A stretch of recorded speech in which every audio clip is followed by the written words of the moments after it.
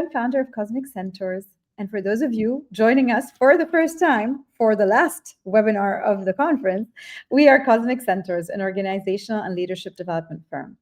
For the past 6 years, the Cosmic Conference has been our space to learn out loud, to share what we discover with the world. And each year we choose a theme that reflects the questions leaders are wrestling with the most. This year, in our conversations with leaders, one thing kept coming up: the topic of systems. Many leaders told us they felt stuck in firefighting mode, solving problems that kept coming back. And we realized that this wasn't a failure of leadership or strategy, but of the systems that they rely on. And that is why our theme was "The System is the Strategy," helping leaders shift from firefighting to future building. And this session is very special. It marks the closing of our 6th Cosmic Conference. For the past 7 weeks, we've been exploring what it means to think in systems, from the foundational tools and methods to real-world examples from leaders who built systems that scale, innovate, and sustain, all the way to the human and spiritual dimensions that bring heart back into the conversation. Every year, with our closing session, we like to rethink our own perspective, looking beyond it, challenging its boundaries, and testing where it holds and where it doesn't. So today, our main question is whether or not the system really is the strategy. And there's no better person to close this exploration with than our longtime mentor and friend, Professor José Santos, whose work has helped so many of us, and me personally, expand the way we think about organizations, leadership, and the world that they shape. José, as always, it is an honor to have you here. My pleasure. My privilege too. So always a very special day in my year. The possibility of speaking with you and perhaps, I hope, be useful to a wider community that you serve, and that, of course, today I serve too, with pleasure. Thank you. Joe has actually been joining us every year for the closing of the Cosmic Conference. And we wouldn't have it any other way. This has now become a ritual. Just a quick intro. José is an affiliated professor of practice and global management. And after spending 20 years in the managerial world, he moved from Italy to INSEAD and devoted himself to scholarly work, a dream from his youth. Joe's research and teaching focuses on the management of multinational enterprises, particularly on the management of global integration and global innovation. I'm really, really looking forward to our conversation today, Joe, and I'm going to kick us right off. As always, we love to come to these sessions and challenge everything. Every year, I tell you the title of the conference and I wait to see how is Joe going to react to this choice. And this year, when I first shared the title of the conference, you weren't quite sure. You were a bit skeptical. So I'm going to start us off with, what does the title, "The System is the Strategy," mean to you, and how are you thinking about it? Well, when you first mentioned it to me some time ago, I thought, first of all, I liked it, as I usually like the titles that you have chosen for the various conferences over the years. But it is kind of odd, provocative, makes you think, which for me is actually a quality. So I had to kind of think quickly about it. And then I think I got what you meant. And of course, in those days, we spoke a little bit, and I did get what you meant by the title, which is quite interesting, rather deep,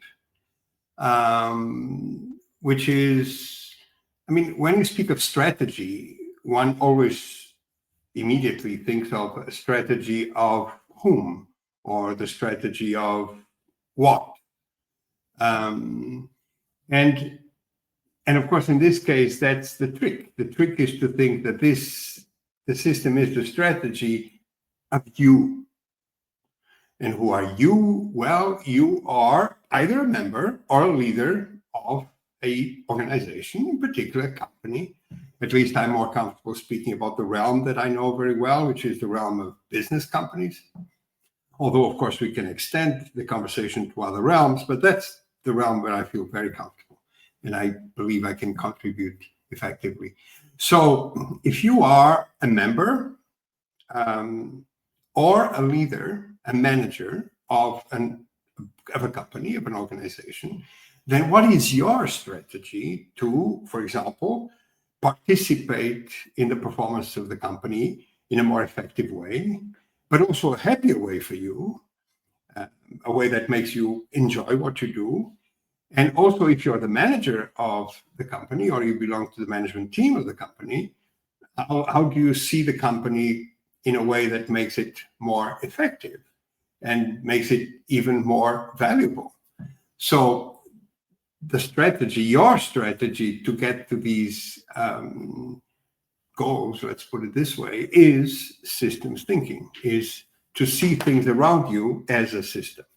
And so that's why I think that it is quite profound to have the type of conference this year. And I am sure that by now, those that have attended other sessions understood the importance that you give to, in this case, 3 system levels. Mm-hmm. The individual, the team, and the whole company. So I think it's great. I mean, I'd like to think that a lot of my systems thinking learning, and in fact, you a few years ago invited me to purchase my first book about systems thinking, which is called Thinking in Systems. But even before that, I shared with you earlier that on Friday in our leaders offsite in Dubai, I quoted something that you said to us in our elective about 9 years ago, which was that the job of a leader is not to manage the work, but to manage the performance of the organization. And, in that sense, it is to build the system that will deliver. That is the main role of a leader, I think. And I experienced that very much. And I think what you're saying also reminds me of another quote that I thought was beautiful that we shared, which is, when a flower doesn't bloom, you fix the environment in which it grows and not the flower. And in that way, you're relating it to this idea that as leaders, our job is to build effective organizations that deliver on outcomes. And therefore, our role is to create the environment, the performance, and therefore the system that can deliver on that. So I'm glad we ended up aligning. When you first challenged me, I'm like, oh my goodness, did I pick the wrong title? I'm going to have to go back and think about this. But absolutely. One of the things, though, that we discovered along this conference, and you and I have spoken about as well, is that we struggle to see systems, actually. I saw this a lot in many of the sessions that we did, where I thought that what I was sharing was going to sound really basic to people, but in fact wasn't. Why do you think that's the case? And how can we learn to see systems better? Well, as you know, I always like to tell people that sometimes I speak of things which are not my expertise, but I have studied them as much as I could. And this is one of them. I don't really study human beings. So my colleagues and others that study psychology and social psychology and the evolution of the species could perhaps reply better than me. But I have studied this well enough, and I have interacted well enough with many, many people, sometimes remarkably competent people. And still they have difficulty, or as you say, struggle, to use a systemic view of the world, let's call it this way. I think that in our evolution as a species, and given that our main goal is most likely survival, I'm not going to discuss survival of what, if it is of us or if it is of the gene, I leave that to others. But in our struggle in life, in pursuit of something, I think that we got our mind, our natural ability to look at the world as a very simple, linear system. So simple that we often have to reduce it to act quickly. We cannot just, stop and think. If something approaches us that may destroy us, we don't say, well, wait a moment, let me think about the system and how it works. So we have developed this kind of natural thing that we often don't even learn in school. We just learn by being around, and probably some of it comes with us in the structure of our minds, of our brains, and so forth. And therefore, we have this tendency of simplifying reality, and often, to use now an expression that comes from epistemology, from the study of how we know the world and reality around us, is a reductionist view. So instead of looking at the whole and how it works, we look at the parts of the whole And we convince ourselves that if we understand the parts, we understand the whole. And that's what I think we all do naturally. We don't have to struggle with that.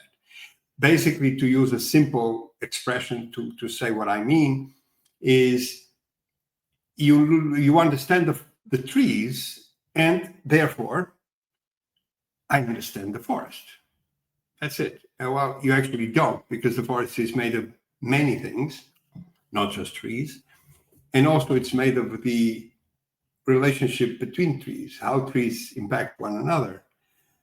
And that, of course, is not there if you look at the trees and you convince yourself that you understand the forest. In management, even culturally, there is this tendency of looking at the individuals and see the most important asset, not a great word, but the most important asset, people. What do you mean you're people? And I always ask, small p or capital P? You see, English is odd. English doesn't really differentiate between the individual, which we often refer to as people, namely if we're talking about the plural, and the people. In French, for example, there's a huge difference between l'individu ou la personne et le peuple.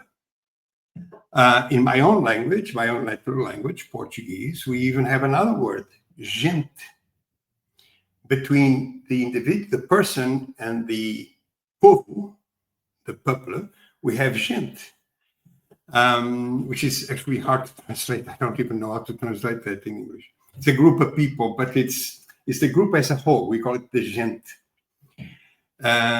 So that is, I think, the struggle. The main struggle is that the way we see the world, which we, by the way, call often the worldview that we use, often without knowing, implicitly, or to sound more erudite, the Weltanschauung that we carry with us naturally does not prepare us to manage kind of a complicated or complex organization. It may do the job for a very simple organization. And therefore, even people that start a small company do it very successful with this very simple view of the world, this reductionist view of the world, instead of using a more system-based or a more complex view of the world. Yeah. Yeah, I think the example that I always like to use with this is the map is not the territory. But to your point, it helps to have a map of, let's say, a subway system, because then I can decide which metro station to go on and where I should leave and where to connect. But obviously, that map does not represent the reality of how the metro is laid out and how it interfaces with the city and the various layers. And it doesn't show the little dents and turns, because the goal of the map is to allow me to make one of my 35,000 decisions a day in a simple way. And so our brain is designed to seek out these simplifications because our brain just doesn't want to spend energy uselessly, which then puts us in this trap of assuming that everything can be reduced or simplified and then making our decisions from that place. You speak of this ability to differentiate between simple, complicated, and complex systems. So let's start us off. Like a system, at least my simple definition of it, is interconnected parts that together, through their interactions, produce a common outcome, whatever that is. But what is the difference between simple, complicated, and complex systems in practice? Right. So to your point, a system is made of parts or components, and the whole, the system. And a simple system is a simple indeed that is made of relatively few parts, where the parts are relatively similar to one another. So low number, low variety of components. And then when they get put together, when they're connected to become a system, their relationships and their effects on one another are linear. So more gives more, less gives less. That's kind of the linear impact that each part has on the others. And then we have a simple system.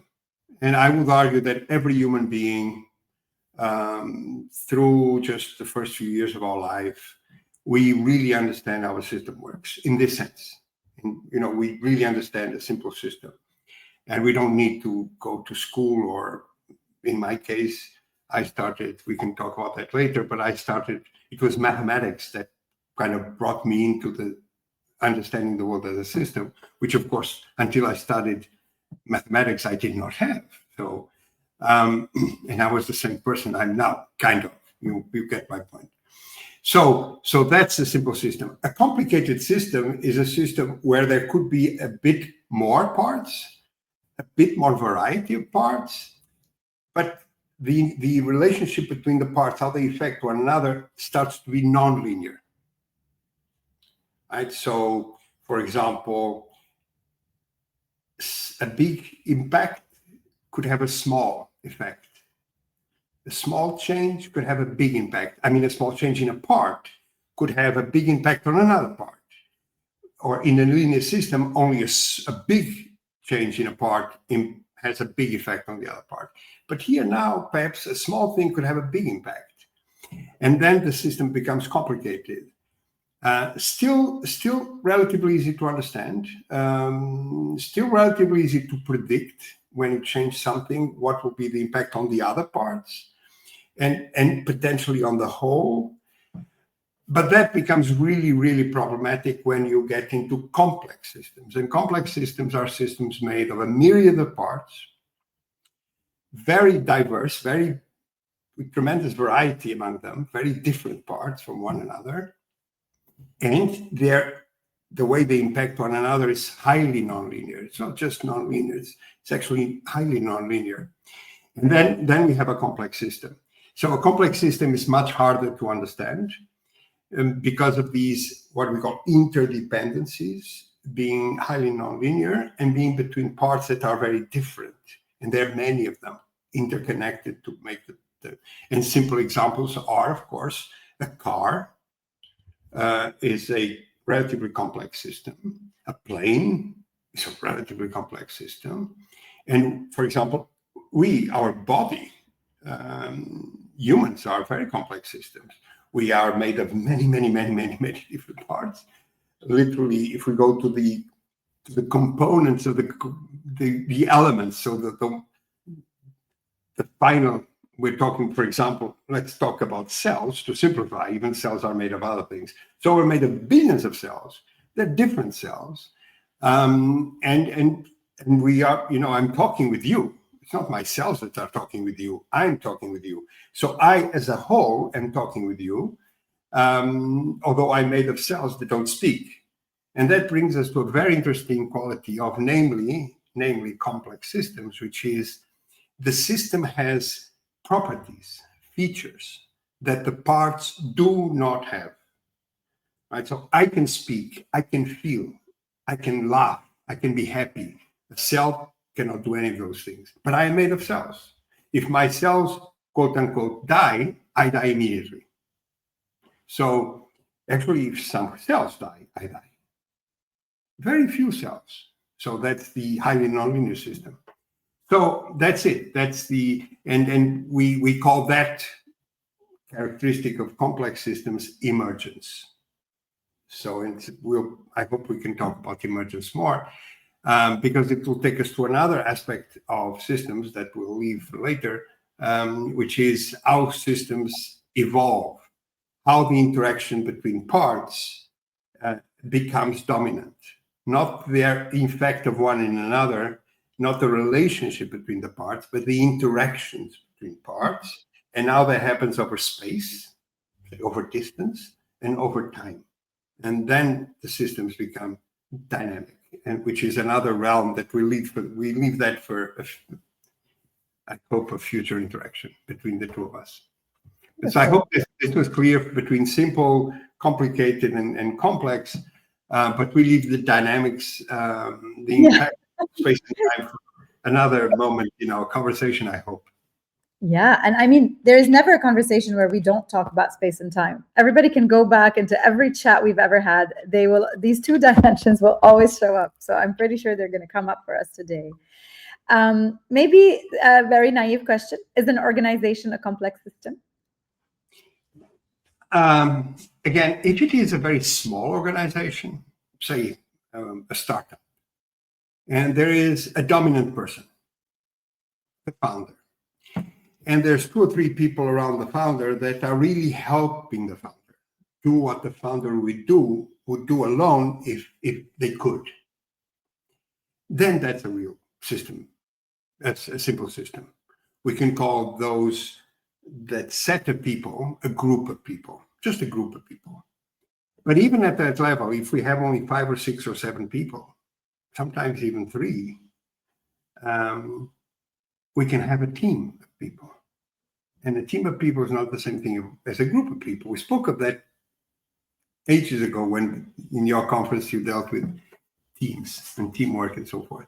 So, and this, by the way, was understood as early as 1972 by 2 economists who said, a team is not just a group of people, because in a group of people working as a group together, as an organization, so to speak, what each person does has to do with their own ability, their own skill, the resources they have at their own disposal. And then what the organization does, often the manager or someone else assembles. So, I write a chapter of a book, you write another chapter, one of your colleagues writes another chapter, and then one of us acts as editor, puts the chapters together, gives them a certain similar style, and writes a thread, and that's a book. Okay, that's a simple organization. But a team is more than that. A team has or exhibits a very different characteristic. Again, emergence, which is because we are a team, we are able to produce together something that neither us as a group nor us as individuals would be able to produce. And that's the emergence. So sometimes teams, not often, but groups of people, unfortunately we call teams every group of people, but sometimes a group of people produces something, and in the end, nobody knows who did that. How did we do that? Again, if we are reductionists, if we are individualists, then we say, oh, I did it, and the other person said, no, I did it. No, well, we did it. And okay, you and I. So again, we try to simplify, we try to reduce it to the individuals, but actually none of us did it. Us together did it. And things like interperception and so on and so forth comes to play. And that's the big difference that I think we need to have in our mind. Now, imagine a larger organization, an organization that has 1 or 2 or 3 locations, so space matters. An organization that has people dispersed, like is now so common, people in different environments working together. Or an organization that has customers to serve that are also different and sometimes co-produce what the company is delivering together with those in the organization, things like that. Then the organization becomes extremely complex, and you cannot manage that organization or that company without having this ability to understand how it works. And to understand how it works, you need to have this systemic view. And in particular, this idea that certain systems are complex, and therefore we need to use complex systems theory to understand them. But then to act upon them, we need to reduce it to a level that becomes practical. And this is the ability of moving between views of the world, depending on when you're trying to understand the company and what to do, and then deciding what to do exactly. So otherwise, you're sort of lost in the complexity of the system. So if you misunderstand the system by using reductionism in the beginning, you'll be most likely wrong anyway, until very lucky, which happens sometimes, but mostly not. And if you try to act and decide what to do with a complex view of the world, you'll probably be paralyzed and not being able to decide what to do. So jumping between views of the world, jumping between a complex systemic view of the performance of a company and to reduce that performance to a level where we can act and make choices, also choices that people around us understand, I think it's a very important skill that to be developed over time. This resonates a lot with me. We are now in the realm of talking about how this applies to management. And you mentioned earlier that at least your understanding and experience of system thinking started in mathematics and engineering, and then later evolved into management and organizational leadership. How did you translate from here to there? You've already started to mention some of the capabilities, like this ability to go from the complex to the simple in order to understand and then act. What else has that taught you in terms of how to bring systems thinking into management? Well, this is my story, so it is as relevant as it may be, but perhaps others may have a similar story, or at least understand how one can come to have this view of the world that I have now. And by the way, it took many years to build. So that's one of the things that sometimes is difficult. It seems that what one says is simple, but then one got to make it simple by not even knowing how to describe it earlier on. If you would ask me 30 or 40 years ago, how do you manage? I would not be able to say, oh, I manage by looking at complex systems and this and that. And, there's emergence. And of course, I did not know that. I had learned bits of it and I could act like that. So in retrospect, I actually was using a complex systemic view of the world. But I was often not even aware of what I was doing when I was doing it. And I hope that somebody had taught me that I could do that because it would be simpler. We can talk about that too. But anyway, so in my case, I started, of course, like perhaps many of those that will see us and listen to us, in mathematics, when in high school, I started to learn about systems of equations, which I hope you remember. It's a very important tool, of course, in mathematics, the ability to understand what a system of equations is and how to solve a system. And by the way, some systems are linear. AX plus BY plus etc. equals N. I hope that people still remember what a linear equation is. So you have linear equations. And if you have two linear equations with two variables, it's very easy to solve. Even if you have 10 with 10, it's very easy to solve. But the moment you have nonlinear equations, like x to the square, or the sinus of y, or the tangent of z, or e to the power of w, then it's almost impossible often to solve them analytically or internally. You can do two things then. Either simplify them and say, okay, well, let's make this simpler by trying to reduce them to a linear form, then solve the linear form, and then see if if we're very distant from the solution by testing it. Or, alternative, you don't solve them analytically, you solve them computationally. You get a machine, hopefully a computer, and you program the computer to make the calculations, because for a computer, it's very simple, or for a calculator. Special calculator, what people called when they came out a scientific calculator, it was very easy to calculate, for example, the tangent of a number or the exponential of a number, or even the x or the square root of something, which is already... Bringing me back to my derivative days, and I'm getting like a little bit of anxiety. If you think a little bit about it, when we learn systems of equations in high school, we're learning a lot about what a system is, how to figure out, if you change a variable or a parameter, what is the impact on the solution. Saying sometimes, again, a small variation has a big impact on the solution of the system. Sometimes it does not.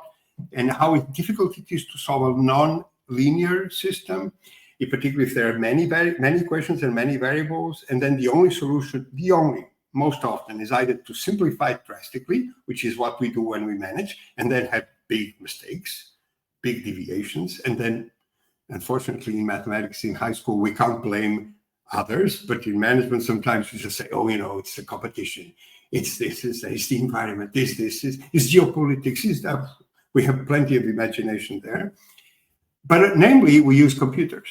And so it's interesting to note And I'm sorry I go a little bit out of our conversation, but I do that anyway. But the true development of systems theory coming into, say, organizational thinking and management thinking happens in the second half of the 20th century.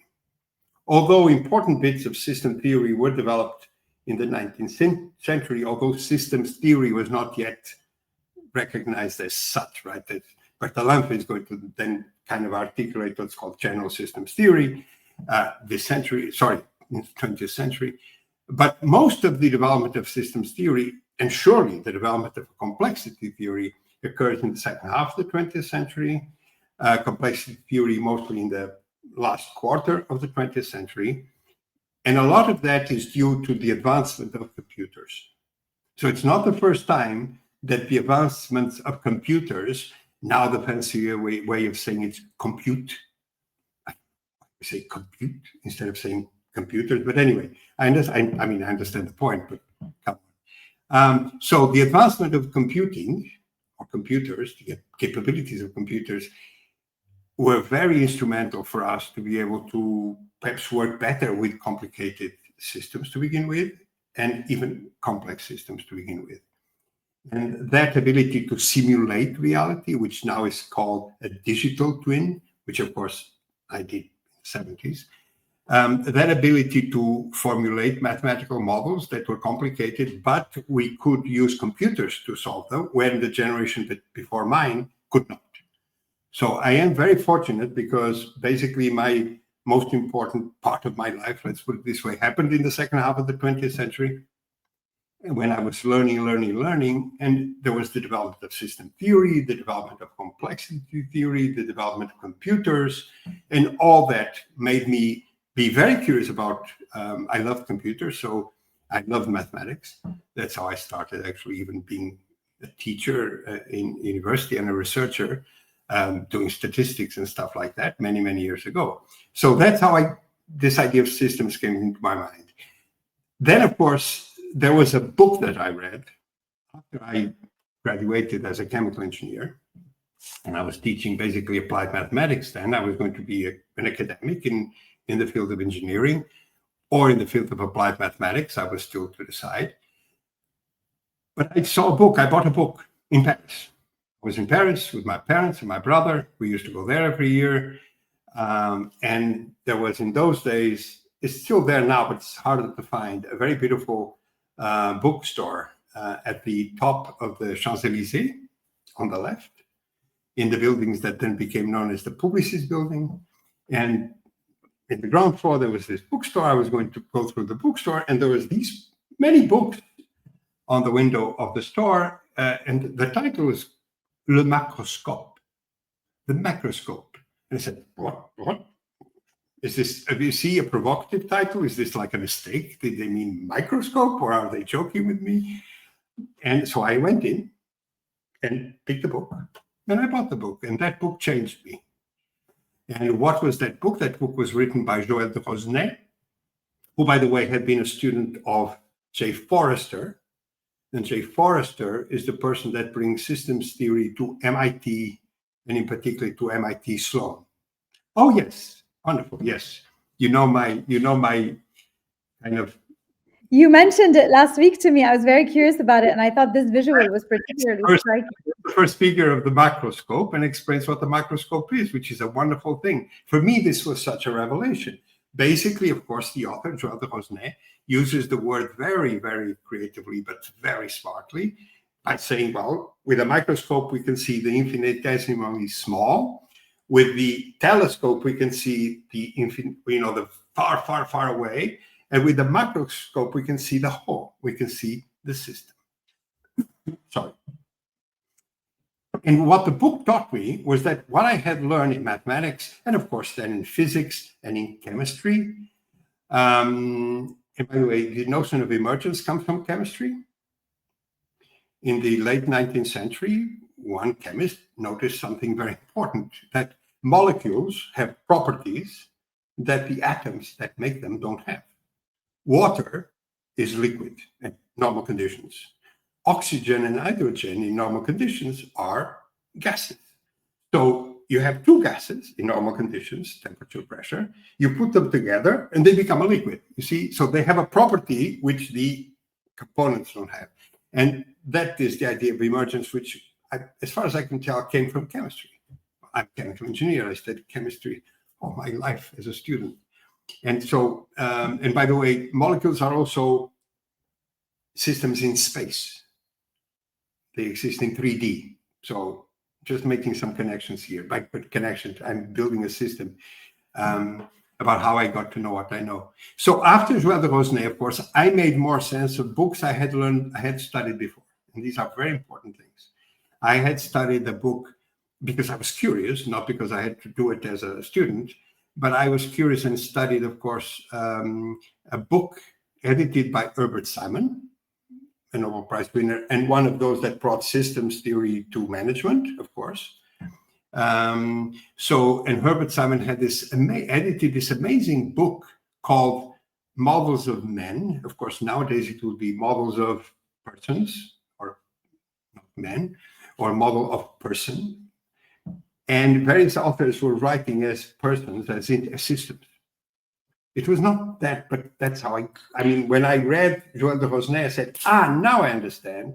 And for example, one of the chapters of that book, which I never forgot, is that the 2080 rule, the famous 2080 rule, is applicable to almost everything, to words in a text, but also to size of cities and the size of what. So I said, wow, then I started to understand, okay, system theory can be applied to many different things, from looking at the text of a book and see it as a system, which has the 2080 rule, or looking at, say, an organization, or, for example, the portfolio of products of an organization, which also has the 80-20 rule, and stuff. And I said, wow, the same system thing that I learned with mathematics and then physics and so on, I can apply to anything. I can apply to myself as a person. I can apply to society. I can apply to the economy. I can apply to a company. And this was for me revealing. In those days, I was already acting as a very young manager.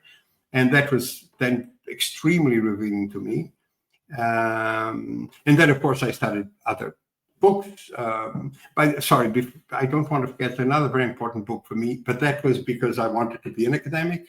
Very early on, in the early days of my undergraduate studies, I got hold of a book by Russell Ackoff. And Ackoff was another of those persons that I never met personally, but I met Joël de Rosnay, and I told him how important he was in my career. But I never met Herbert Simon, and I never met Russell Ackoff.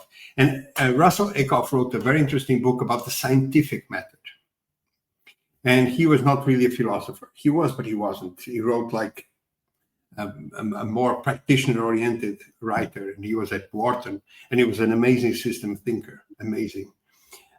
Talking people that did their work in the 50s and so on, and 60s. And that book was also instrumental to me to understand the beauty of science, the beauty of having a system to learn about the world, which is what science is, a system. And again, when I read Joël de Rosnay, I said, of course. Then I understood better what Ackoff had written. And that was it. Then of course, I started to read other authors, important authors. Stafford Beer is very important because he had brought cybernetics, control theory and communication theory into organizations and management. The work of Forrester at MIT, I also read about that. Then I read the work of another disciple of Forrester, colleague of Joël de Rosnay, who became more famous probably because he wrote in English in US, Peter Senge, that many people may have read the book, The Fifth Discipline, which is also about dynamic systems, which is what Forrester introduced. And he was the supervisor of both. Both Joël de Rosnay, French, and Peter Senge were students of Forrester at MIT Sloan. And I got to know Peter Senge when I was a senior lecturer there some years ago.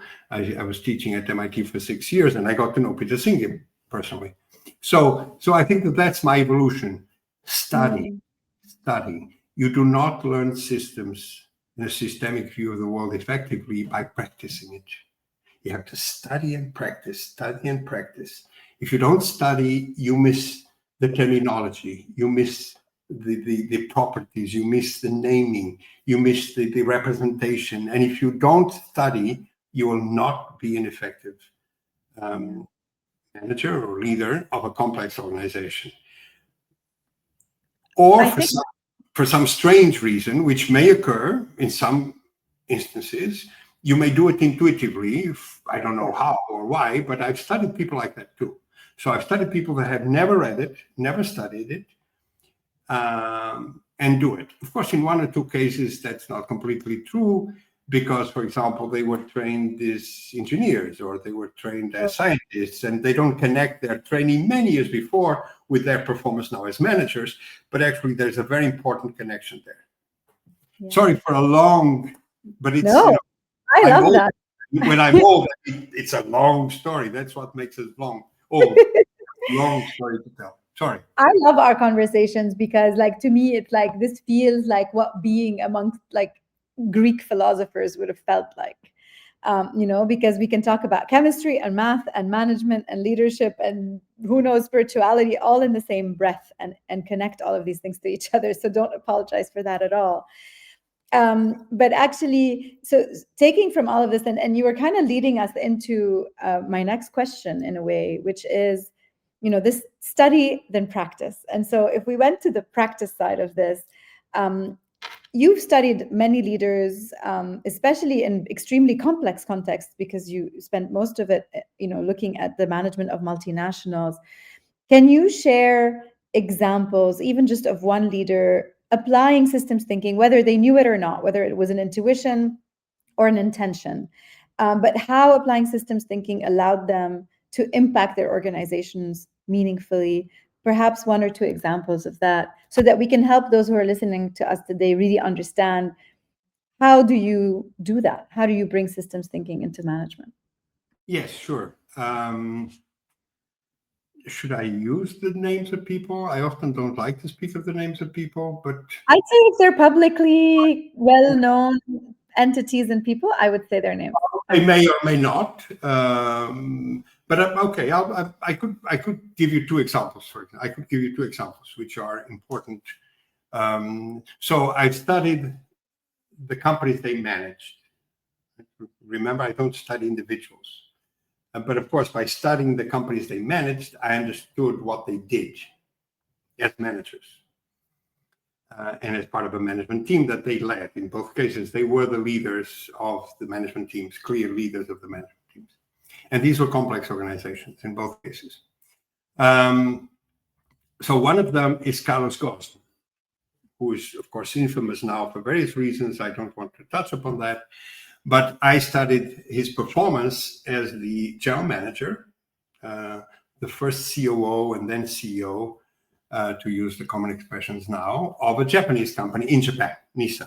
And I was, in this case, INSEAD was training, developing the top 250, 300 executives of this large global company, exactly at the request of Carlos Ghosn.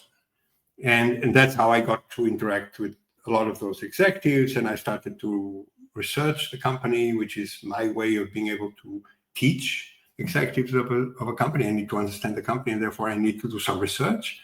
And in doing such research, the history of the company, what had been done from the start when Renault and Nissan had signed this famous alliance, and so forth. So this is the period between, let's say, I was there between 2000 and 2005. So this is the period which was basically known as the NRP period, the Renaissance of Nissan, a name that Carlos Ghosn gave to, of course, a name in French because, well, he spoke French. He was Lebanese French, so that came natural to him. The revival of Nissan, to use a less beautiful expression. Anyway, so what was amazing to me to see was that Carlos Ghosn, clearly trained, of course, by the Polytechnique and by Jesuits before and by the Polytechnique and so on and so forth, was an engineer in the way of his thinking, although he never studied management as far as I can tell. But he had this way of looking at the world implicitly. He never used words of system theory. For example, at least not in conversations with me, and we used to even co-taught in this program. And we had many conversations together in 2000, 2001, 2002, in those days. And when he put together his plan to revive NISA, that started in 1999, he did something which is very rare. So he didn't say, okay, what's happening in the environment? What's happening in the market? Okay, given what's happening in the market, what do we have to do? What's our strategy? Okay, now, given that our strategy is this and this and this, okay, this is how we're going to design our organization to execute the strategy. This is the normal, trivial, banal thing that every student in a business school knows. Many managers do. He did not do that. What he did was to put together groups of people from inside the company. Again, a multinational company, so there were people working around the world on this in different teams. And each team was to study some topic, and it shows a number of topics, let's put it this way, a number of scopes for the teams. And all these scopes were sometimes having to do with a function, and the people in the teams were cross-functional and even cross-national. And they were looking at the function, or they were looking at some impact on the market, or they were looking how the impact of certain things in the organization.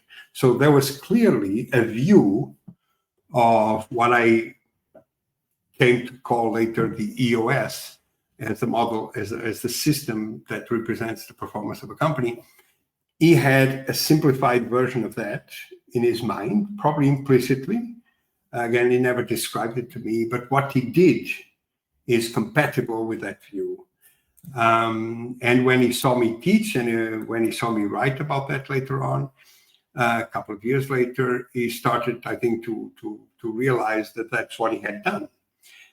So that's one example. I think it's a very important example because it was one of the most effective or successful turnarounds ever made in the realm of management. And I hope that it will, despite a lot of the stuff that's going on, it will be studied in business school for many years because it's a remarkable case of general management. Of course, he didn't do it alone. That's my point when I say sometimes I feel uncomfortable speaking about persons, because who really did it was a group of 3 leaders. He was the visible one. He was the CEO. He was the one that kind of interacted in Japan in that context, in that environment, with the company that had, of course, to revive before any other subsidiary in the world, with NISA in Japan and so forth. So he did that, and he deserves that credit. But the role of Schweitzer, the CEO of Renault, and the role of Anawa-san, who was the quote-unquote CEO of NISA before him, was crucial. So again, this was the work of a system of people, 3 people working together as one. See, that's the trick. So it's, again, I think they did it because of their own training, surely not Anawa-san, but Anawa-san comes from a collectivist culture, the Japanese, where teamwork is how you learn in kindergarten. So teamwork for the Japanese is like, is there another way of working? So for them, this is more natural, at least at the team level. And of course, Schweitzer was also the typical French, highly educated, superbly read. And of course, he came to systems thinking somehow.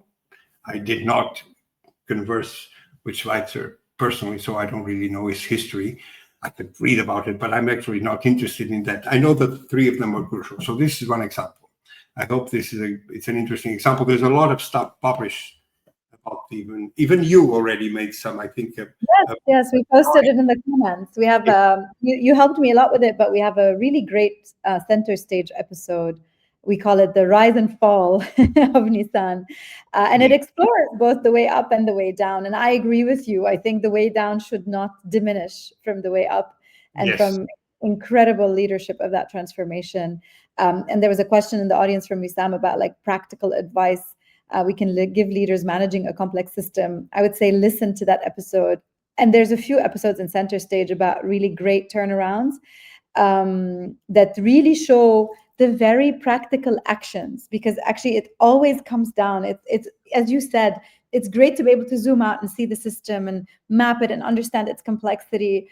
But at least what I've found now in my X years, not as long as yours, but in my X years of observing the stories of leaders and how they, affect these changes, is that then it comes down to very tangible, down to the ground, basic almost interventions, but done really well and with a lot of discipline. So I think that those two things interconnect beautifully, and Carlos Ghosn's story definitely there. And I tell you this, Joe, every time we talk about Ghosn, you're like, am I allowed to talk about him again?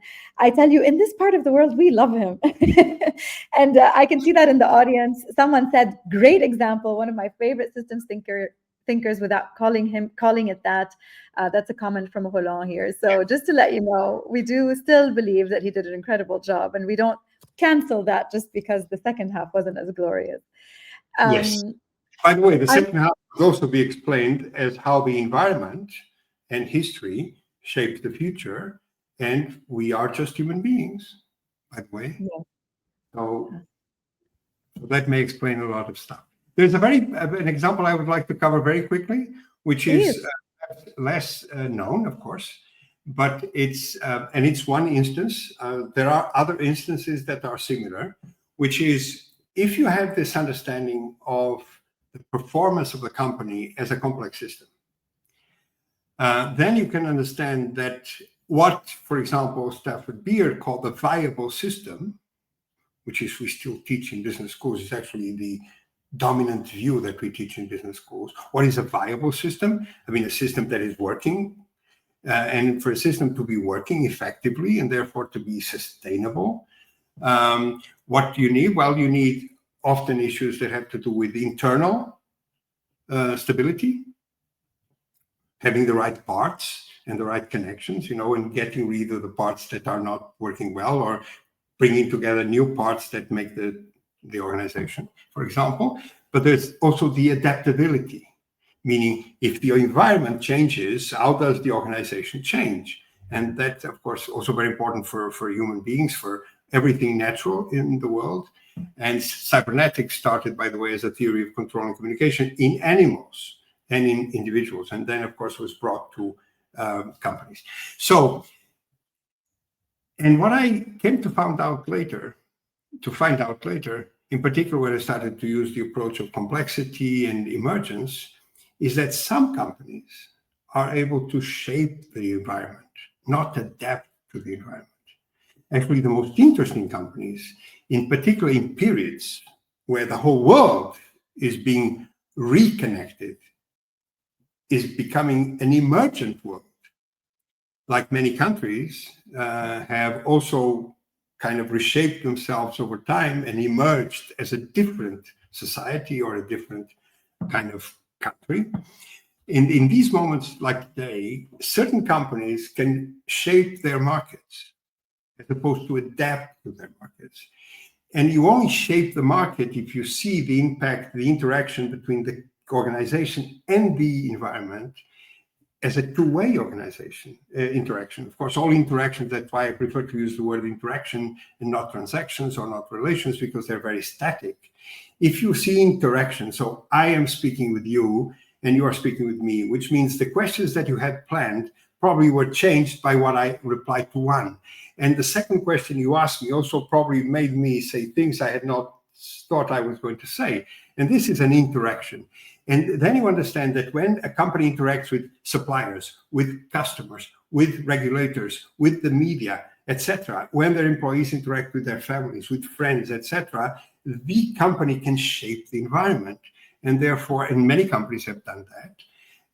And often these companies are called entrepreneurial, but there's nothing entrepreneurial in the sense of like, oh, creative. No. They had managers that understood the whole system, not just the organization kind of below the environment and the environment like a given, shaping the organization that had no alternative but to adapt. No.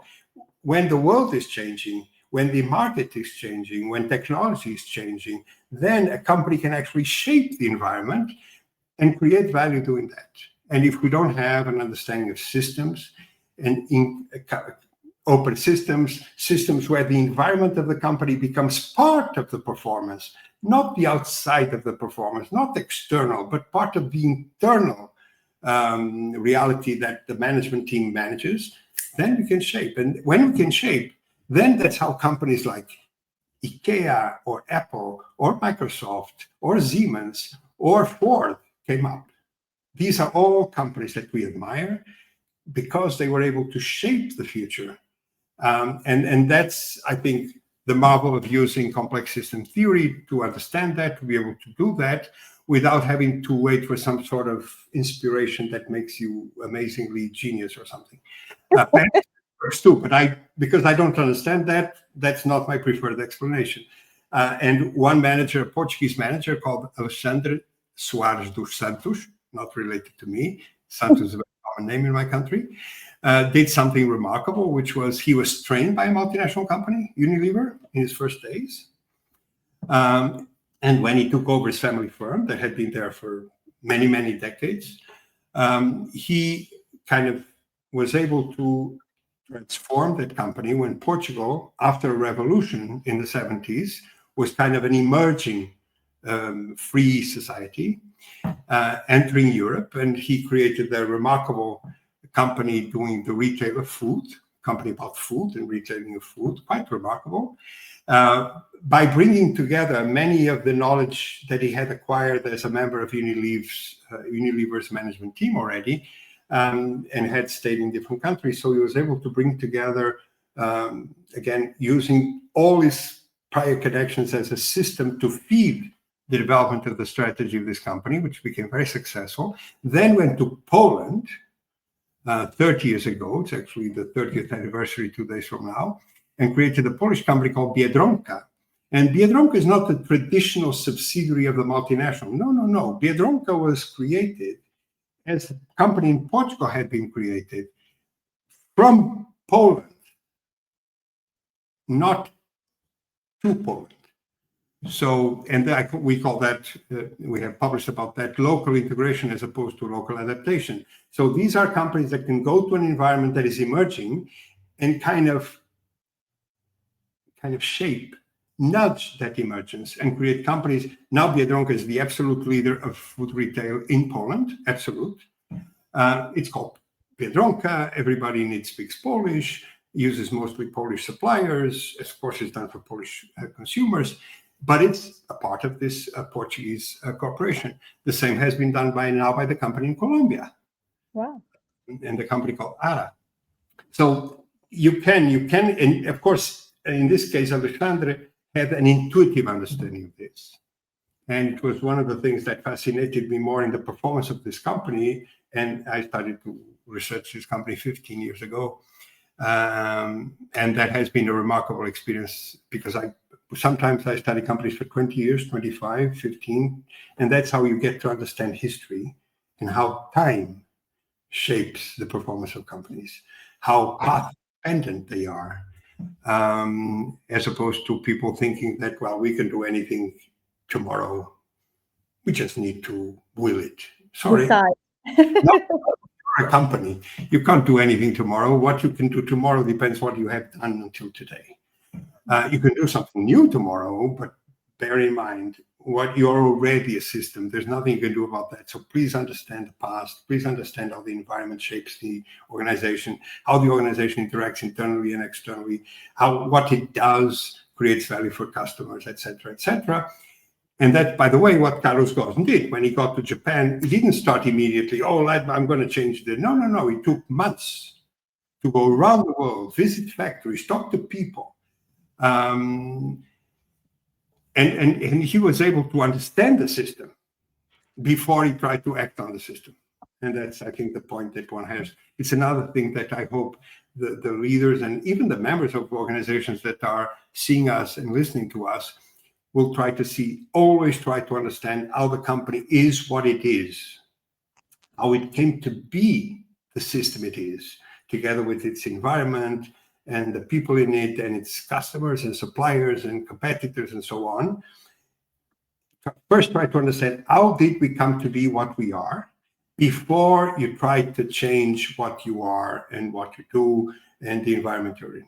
And if you do understand the history, the path dependence, the interactions that you can actually look into and study and observe and think about, then, and that's the understanding phase, complexity, then you can act by reducing that complexity and acting upon it to change it, to make it better or more viable or more valuable in the future. I think that's really beautiful. I mean, I definitely have learned with and through you to be a historian.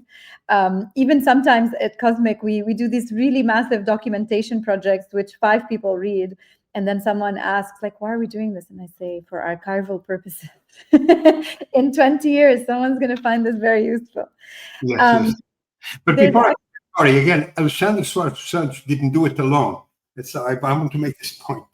Management is in itself always made by a system of people with their own views of the world. So sorry, he did it in this particular case with 2 of his sons and a lot of managers that he started to hire and train in Portugal when business schools didn't even exist in the country, by applying everything that he had learned at Unilever. Again, he brought to the country techniques, tools, processes, ways of managing individuals inside companies that didn't exist here. And by doing so, again, he also kind of shaped a lot how these people later on themselves became managers, et cetera, starting with these 2 kids who also worked first as interns at Unilever. And some of these multinationals like Unilever in the past, not anymore, played such an important role in training managers, in understanding these complex organizations. And they actually had remarkable development programs for managers, for their own people, that unfortunately nowadays, with this mania of cutting, save, many companies don't do anymore. It's really a pity. Yeah, sorry. I couldn't ignore. No, I think that's really beautiful because from our conversation, but I wanted to make sure that great management is not the act of a person. I think that's another one of those simplifications that we find comforting. It's easier to be able to put a name and a face. Symbol. A person may be the face that as humans we need to see to give some sort of reality to that kind of strange thing we don't know, but nobody sees an organization. Nobody ever saw Nissan in the world.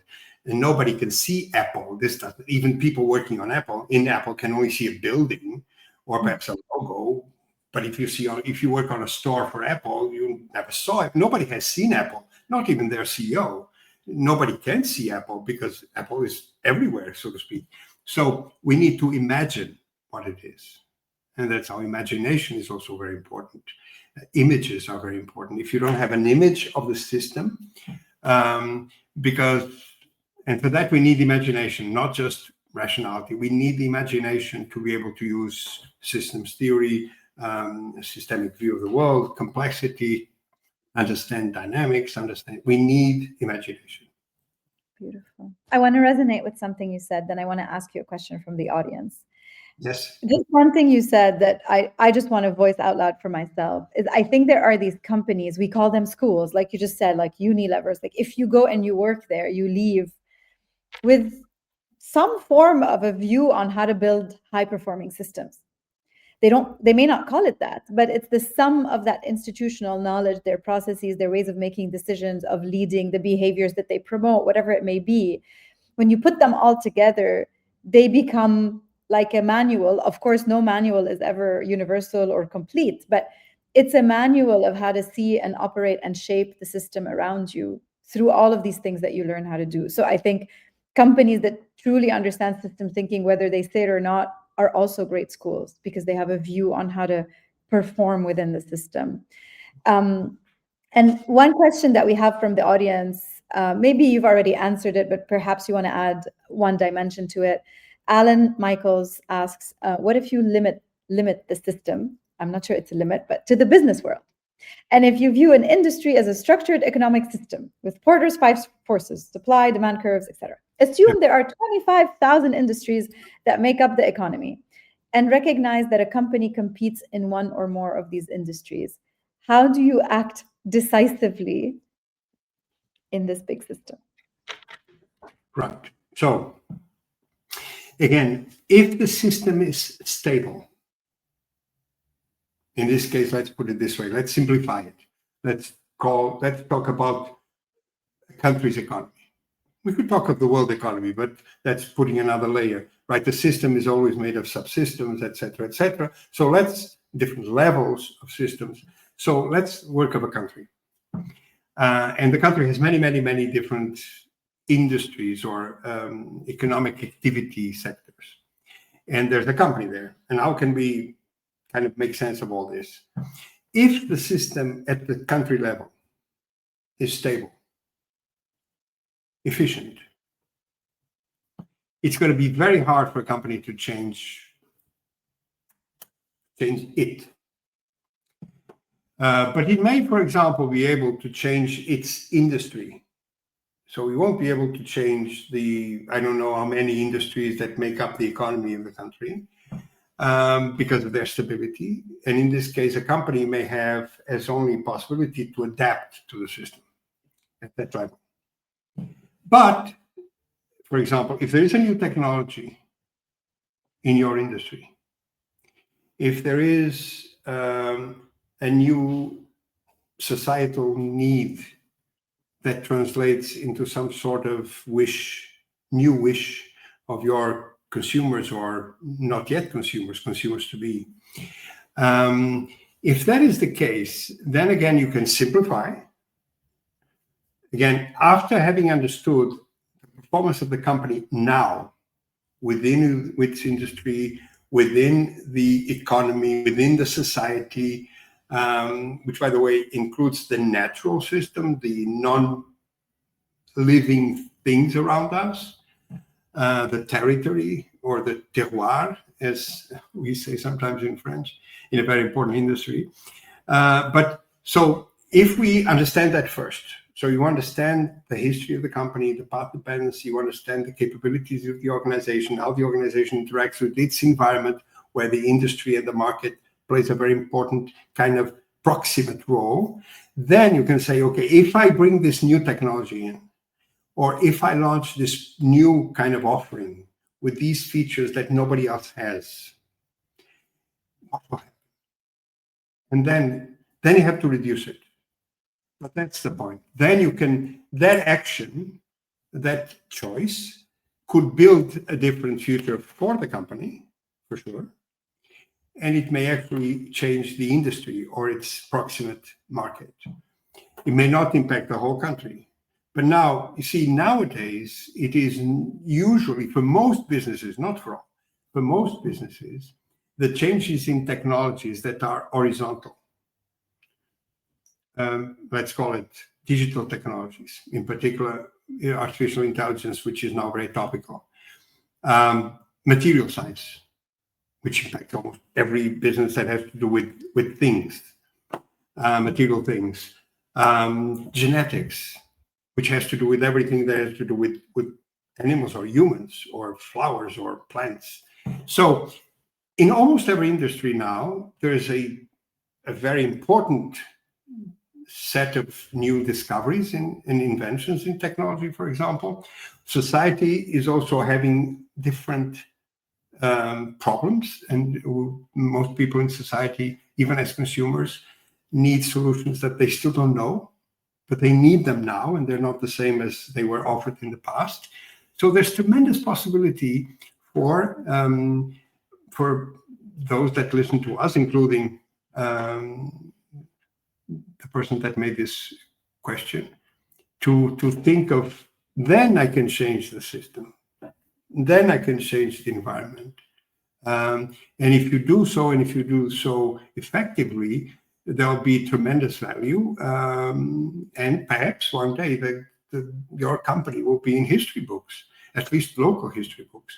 I don't think we should, in these moments, which, by the way, are also moments of high uncertainty, radical uncertainty, true uncertainty. We spoke a little bit about that in a former conversation, but in a former conference. But in these moments where true uncertainty or radical uncertainty is there, meaning we can't know the future, in these moments where at any level of the system that we live in, of the world we live in, we can't know the future. The system is highly unstable, highly far from equilibrium. Then we can, even a small company may have a large impact. And if you think of the companies that are famous, most of the companies that are famous, while they become famous, often, unfortunately, afterwards, they change their behavior. But in the period when they became what they became to be famous and even changing an era, like the companies I've already mentioned, these companies have implicitly or explicitly had leaders that used a complex systemic view of the world when they acted. They may not have known that they were doing it, but my point to the audience and the work that your company does is to make people aware that if they study a little bit, if they learn a little bit, if they relate what they learn with the practice by sometimes doing and observing the outcome of what they're doing, how interactions change, then I think remarkable things can be done, and they can be done in any country. That's why I like to give an example of a big company like Nissan and a small company that probably nobody heard, like Jerónimo Martins in Portugal. That's I think the important thing that I would like to this listener and everybody to take away from our conversation. Yeah, and you're also inspiring me to ask you about something that we talked about and that I think we're bringing up here naturally, which is as the system around us evolves and we adapt to it, what we are actually developing is organizational resilience. So, which is the ability to reinvent your business model or your strategy as things around you are changing. And I think that the goal of any leader is to create a resilient organization. That's how you end up having organizations that go further than a single economic cycle. It's very easy to be successful when the market is headed in the right direction for you, but how do you survive 1 and 2 and 3 and 4 economic cycles? What does systems thinking teach us about building resilience into organizations? Well, important matter, very important question.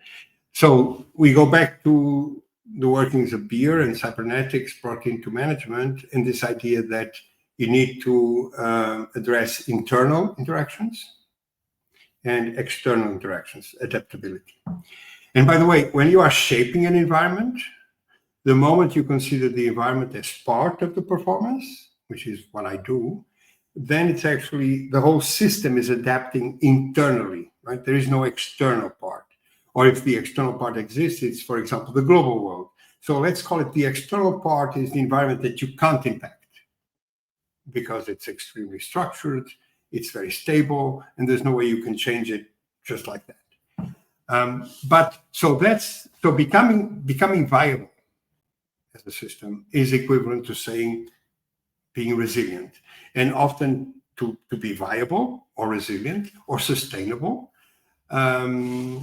Sustainable in the sense of the performance of the company, not the environment of the company. Well, one of course calls for the other.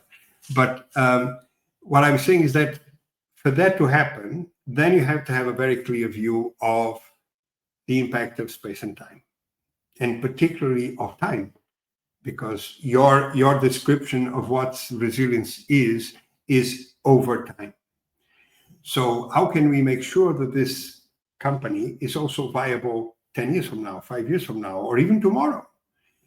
And that calls for this ability to have your attention focused not on the parts of the system, not on the whole of the system, but on the interactions within the system. And that's the difference. So instead of trying to understand this part and that part, you focus your attention on the interactions between the two parts, because the interactions always occur over time.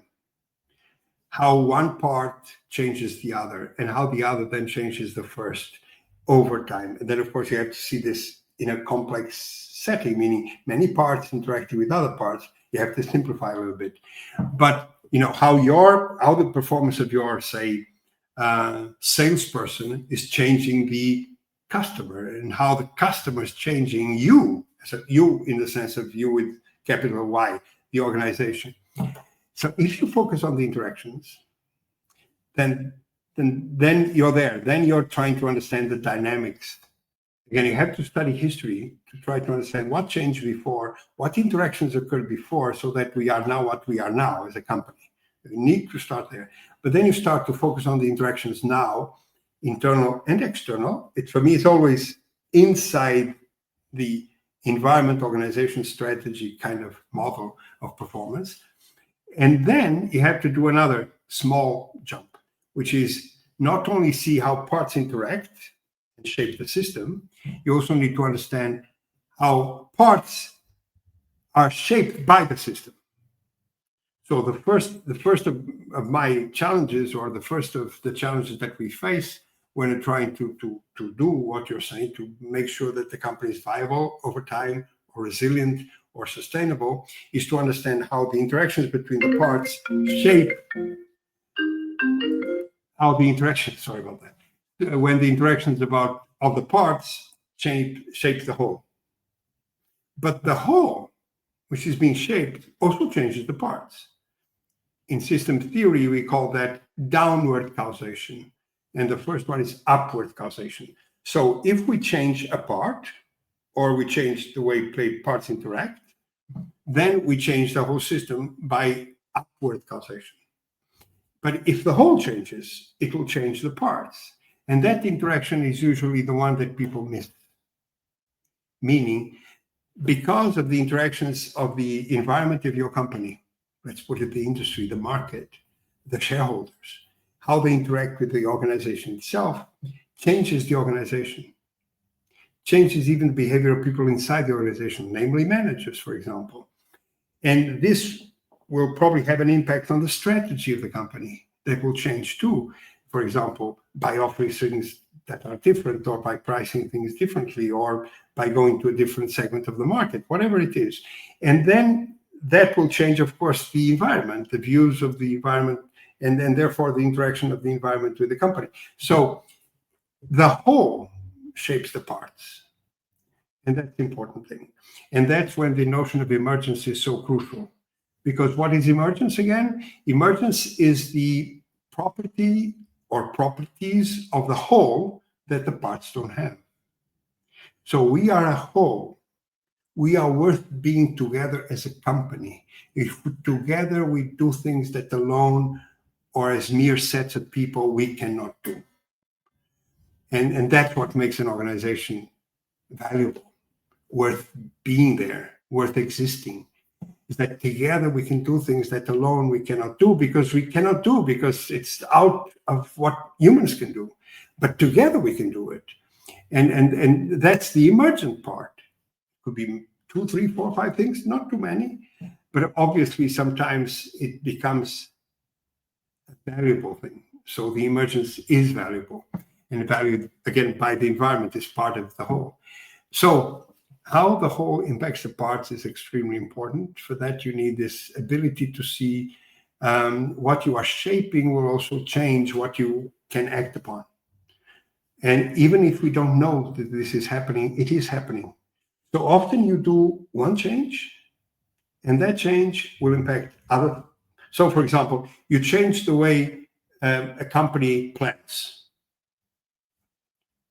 Start there. Or you change the incentives in a company. That change will impact many other elements of the company, many. And that will impact what the company does. Even if you don't do anything else, it will happen. And by the way, if you try to control it, may even be worse, because you're going to spend energy yourself and people's, and things are still going to happen because they need to happen. Because that's, certain things are beyond our control. And what is beyond our control? Well, when the system starts to change the parts, that's beyond your control. But if you understand it, you change the parts. By the way, you can't change the system. You can only change parts of the system. As humans, we cannot change. We can't even see a system or touch a system. We can only see and touch parts of the system. And the interactions are intangible, often invisible. That's why we need to, quote, make an effort to understand them. to observe them, use our imagination. So that's what I would say. So these are the two things that are so fundamental. Try to understand how the parts interact and how by interacting shape the whole, the performance of the company, the relationship between the environment of the company, its industry market, and the organization itself and its business strategy. And then try to understand how the whole impacts the parts. And then again, use this to know what parts to change, because our actions as managers are always, we can't change the interactions and we can't change the whole. We can change the parts. And for example, one of the most effective ways that I've learned, by the way, intuitively, now I can go back and understand what I did often, was to change the physical, the architecture, the actual layout of a company, the separation of different departments in different floors, or putting them together in the same floor. The interesting, simple things. So the co-location of dispersion of individuals inside the organization, which, by the way, changes their interactions for sure, will have an impact. What impact depends, but I'm saying these are the practical things, sometimes small things that have a big impact. Remember, complex systems, small things, big impact. Often big things, small impact.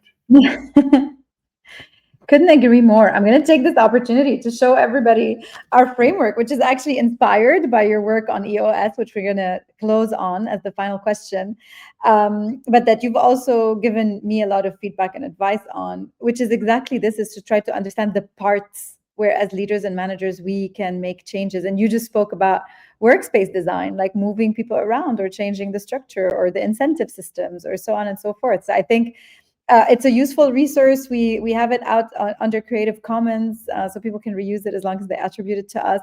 But the idea here is really for people to be able to have a map, let's say, of the parts that they can impact. And then, as you say, take action, try to think of how this is going to change the system and reflect on that.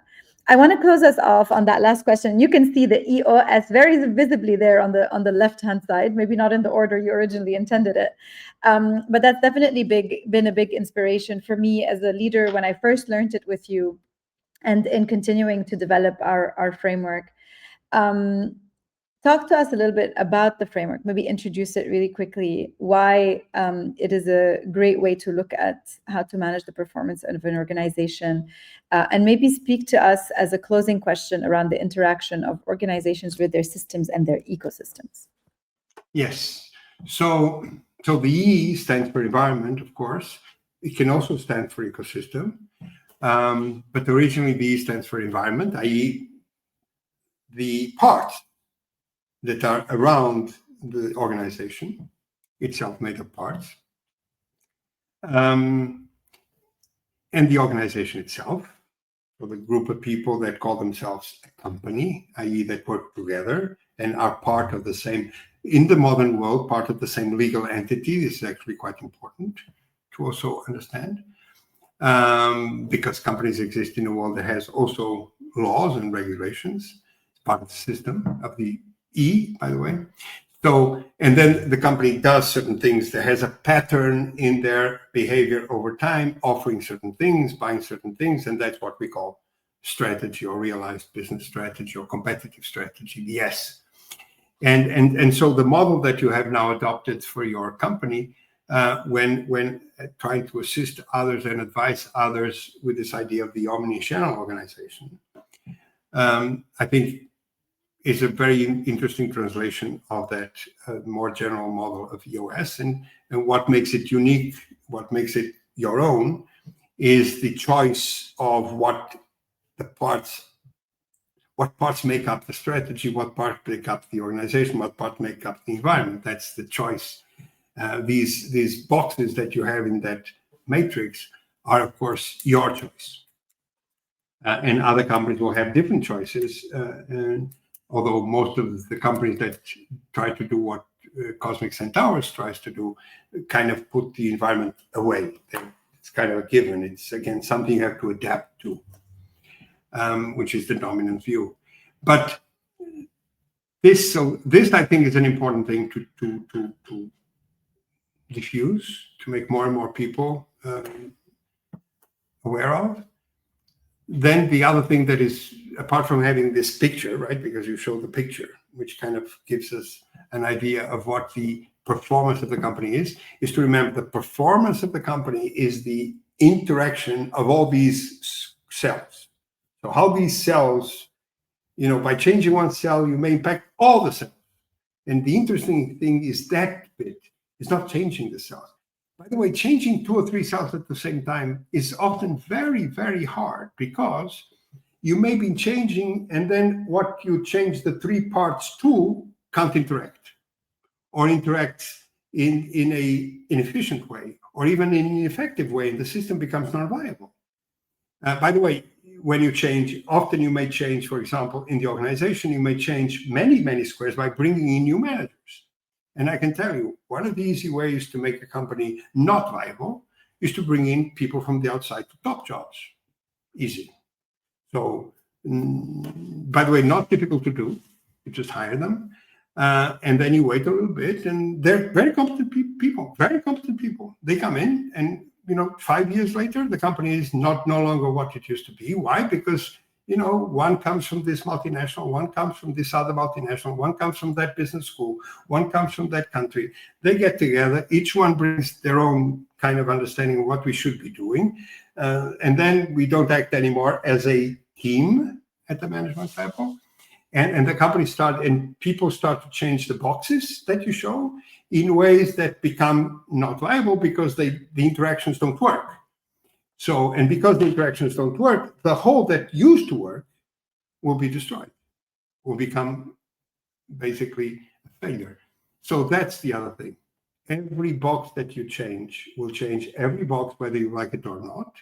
Sometimes another box may be changed in a day, sometimes in 5 years, but it'll happen. And that's the other thing, is this idea that we need to have, that when things interact, their impact on one another may be highly nonlinear, meaning small changes may have high impact. When I've seen people manage companies and do great things, they were often small actions, not big things, small things. And it's many things over time that make a great system. And by the way, you see, the system will help you. If you are acting by making the system more viable as a whole, the whole will then shape the parts. If a team works well, if somebody in the team is starting to work dysfunctionally, I don't know, in some funny way, the whole team makes sure to get that people out, and the person will also feel so uncomfortable that the person will leave. You don't even need, as a manager, to fire anyone. Self-selection is a very interesting thing over time. And by the way, by selected out by others. So think of this impact of the whole on the parts and the parts on the whole. And I think that pictures like this matrix of yours become very useful. In this case, it is your matrix. And by the way, to finish, it's very interesting that omni-channel organization may be understood, at least that's the way I understand it, as an organization, a group of people that is able to interact internally and externally, interact through different channels. Because when we interact, we're basically communicating, and we're doing that in many different channels, or we're using different media as human beings, or we even use machines to do it. We can now use AI algorithms to interact, say, with customers or with colleagues. Whatever it is, this is a channel. And so an omni-channel organization is an organization where the key are the interactions that happen in the various channels, and how these interactions shape the whole, and how the whole shapes eventually. But we are changed by the companies we manage or where we work. And that's that's why companies are so remarkable. If you are, because you heard me say this when I was your teacher, if you don't feel changed and happier or more learned after 1 or 2 months in a team or in a company, if it is a large company, it may take 1 or 2 years because you need to really fit, then please do something. Move to another company, move to another job. Because, unless you have the power to change the company, and that's usually not exactly possible until a certain level is arrived. But anyway, the point is, some people will tell you, be a revolutionary. And I say, interesting, maybe interesting. I never found a happy revolutionary, but that's perhaps the bias of my career and my life. What I often find is people that are happy because of small things they do, which changes so much around them. I'm talking now about managers. You change small things, and then big transformations occur. And then, of course, people think that you did amazing things, and you did. Small things are amazing if their impact is great. And the impact is great if the people in the organization feel better and somehow believe that they have done it. They didn't really do it because the whole system was kind of shaping them too. But they felt good about it. They felt happy about it. And that's what counts really for us human beings. I couldn't have picked a better sentence to end us on, Joe, because that speaks straight to my heart, actually. That's the whole reason I wake up every day, which is to help leaders who want to create organizations that sound like that. So thank you for putting words to my purpose. With that, you've taught us so much today. Honestly, these conversations, I always go back to them. It's like The Little Prince. Every time you reread it, you learn new things. So there's always layers to what you teach us. And I'm very grateful for your generosity. I want to extract 3 more little nuggets of wisdom for you before I let you go with our final rapid fire questions.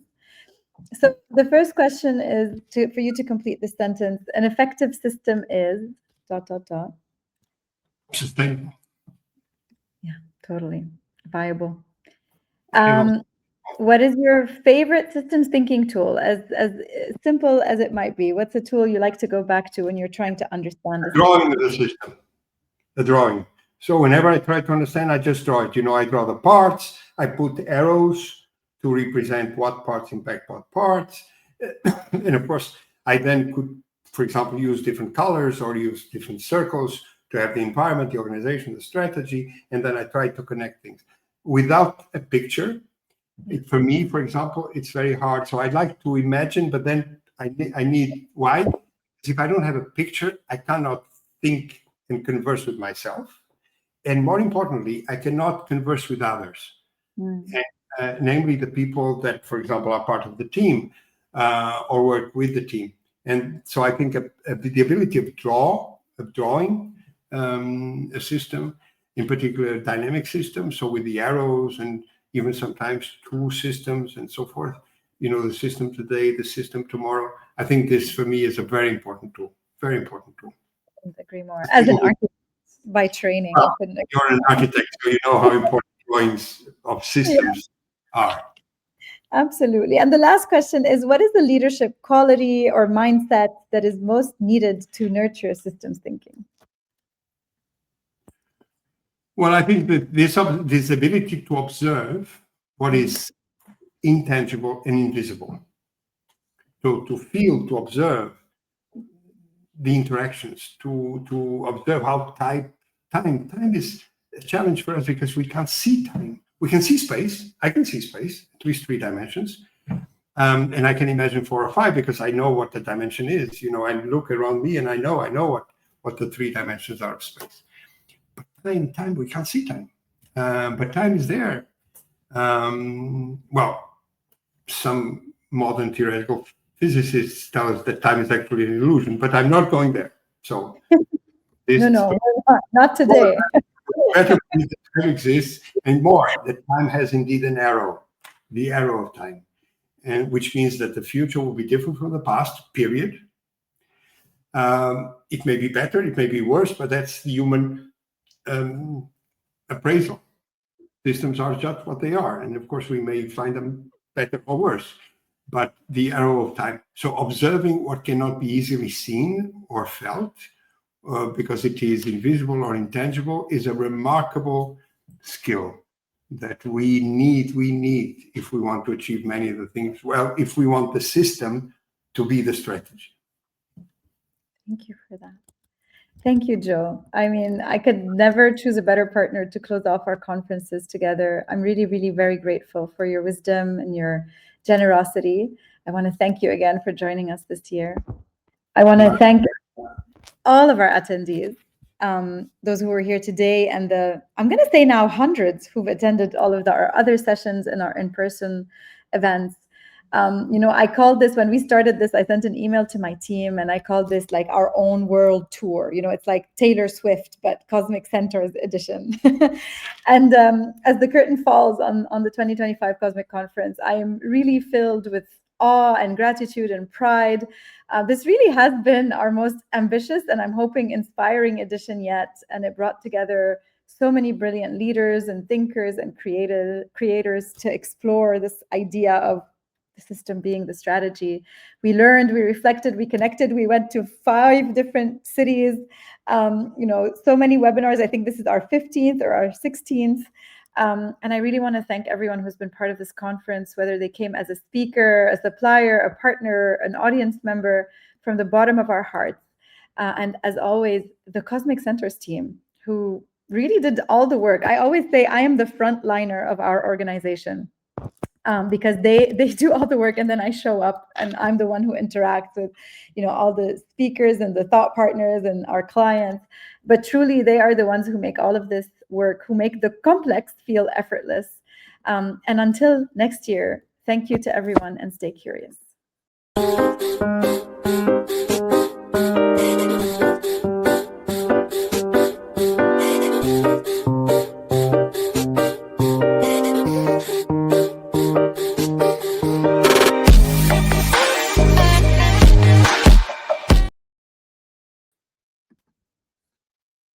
Right. So